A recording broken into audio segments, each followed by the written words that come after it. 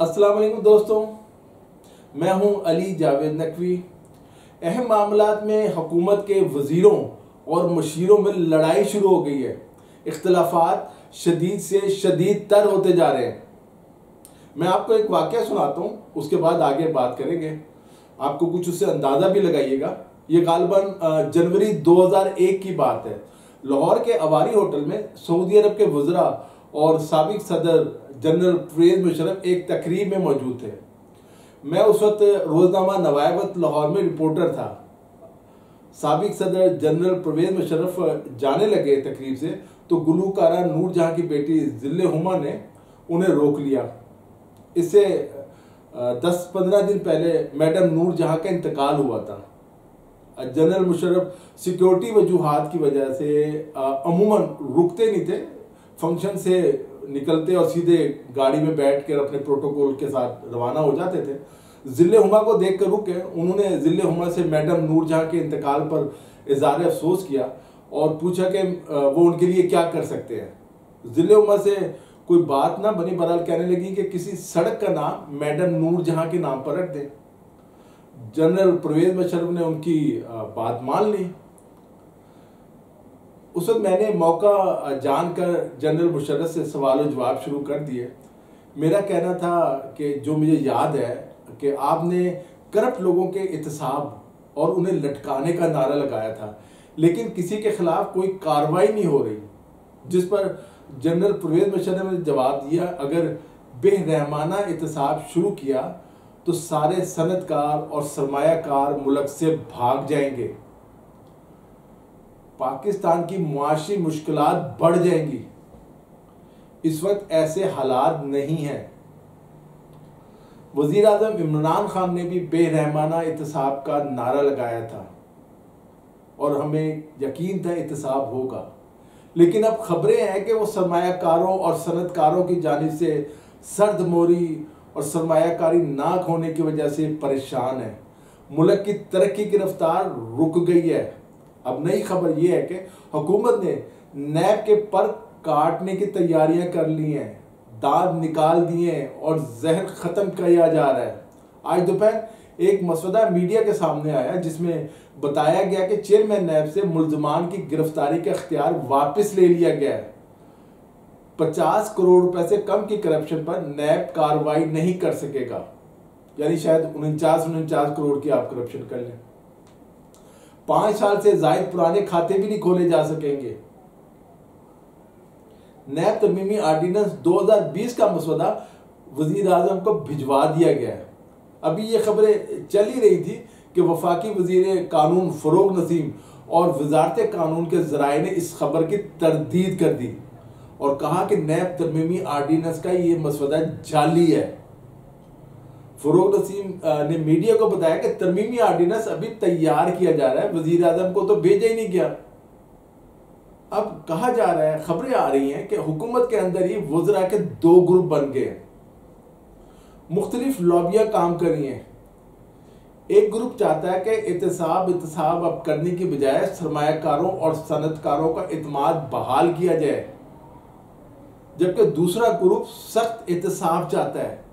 वो समझता है कि माजी में उन्होंने एहतसाब का जो नारा लगाया था वो गलत था, उनकी नासमझी थी, उनके पास इंफॉर्मेशन नहीं थी कि इससे उल्टा मुल्क को नुकसान होगा। इस वक्त जबकि अमेरिका समेत पूरी दुनिया ने अपने दरवाजे गैर मुल्की सरमायाकारों के लिए खोले हुए हैं, पाकिस्तान में नैब की जानिब से सरमायादारों से पूछ-गुछ, उन्हें मुल्क से भगाने और खौफजदा करने की कोशिश है। अगर आपके पास करोड़ों रुपए हैं तो आप आसानी से अमेरिका और कनाडा की शहरियत भी ले सकते हैं और वहां कोई अपना बिजनेस भी शुरू कर सकते हैं। लेकिन पाकिस्तान में मामला उलट गया है। जब अपने सरमायाकार और सनतकार भाग रहे हैं तो बैरूने मुल्क से कौन आएगा?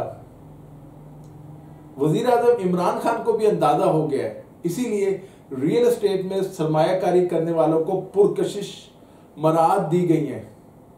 चाहे वो जितने मर्जी बड़े करप्ट हों और राशि हों और जैसे मर्जी उन्होंने पैसा इकट्ठा किया हो, उनसे नहीं पूछा जाएगा आपके पास अरबों रुपया कहां से आया। लेकिन वफाकी वजीर कानून फरोग नसीम इस मसवदे को जाली करार दे रहे हैं। अब जिन्होंने ये तरमीमी आर्डिनेंस मीडिया को जारी किया है वो कह रहे हैं कि ये ठीक है, किसकी बात माने और किसकी बात ना माने। नैब तरमीमी आर्डिनेंस 2020 के मुताबिक चेयरमैन नैब से मुल्जमान की गिरफ्तारी का इख्तियार वापस ले लिया गया। मुल्जमान को 90 दिन हिरासत में रखने और किसी मुकाम को सब जेल करार देने का इख्तियार भी खत्म कर दिया गया है। चेयरमैन नैब आप जानते हैं कि अभी अपना इख्तियार इस्तेमाल कर रहे हैं और उन्होंने नवाज शरीफ को इश्तिहारी करार देने के लिए भी अदालती कार्रवाई शुरू कर दिया नैब ने। अब जो नैब है, टैक्स के जो इश्यूज हैं वो भी नैब के इख्तियार से निकाल दिए गए हैं। करप्शन के मुल्जमान अब दौरान तफ्तीश अपना वकील भी साथ ले जा सकेंगे। ये शायद शाहिद खाकान अब्बासी ने भी इसका मुतालबा किया था।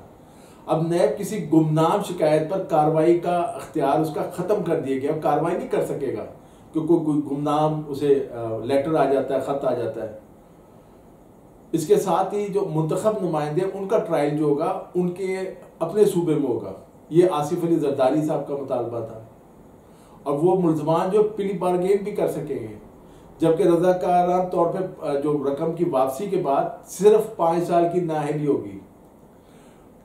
अच्छी बात यह है या दिलचस्प बात यह है कि इसका इतलाक जो है ज़ेर इल्तवा जो ज़ेर समाअत मुकदमात है उन पर भी होगा और नैब का कोई फर्द, कोई अफसर बयान जारी नहीं कर सकेगा। मीडिया पर बयान देने वाले नैब अफसर को 1 साल तक कैद और 1 लाख रुपए जुर्माना होगा। पीपल्स पार्टी और मुस्लिम लीग नून दोनों नैब तरमीमी आर्डिनेंस में एक अरसे से तब्दीली का मुतालबा कर रहे थे और ऐसा लग रहा था कि ये नया जो आर्डिनेंस है ये अपोजिशन रहनुमाओं की मुशावरत से बनाया गया। अपोजिशन जमातें और हुकूमत बाज़ मामलात में मुत्तफिक हो गई हैं। वज़ीर-ए-आज़म इमरान खान के साबिक मुशीर इत्तलात डॉक्टर फिरदौस आशिकवान इन दिनों काफ़ी परेशान हैं और कोशिश कर रही है कि एक दफ़ा फिर सिफारिश करवा कर कोई ओहदा हासिल कर ले। पहले भी उन्होंने सिफारिश करवा कर ये ओहदा हासिल किया था। देखते हैं वज़ीर-ए-आज़म इमरान खान क्या फैसला करते हैं, लेकिन लग ये ही रहा है कि उनके सितारे गर्दिश में आ चुके हैं। दोस्तों, आज के लिए इतना ही। अली जावेद नकवी को इजाज़त दीजिए। खुदा हाफिज़।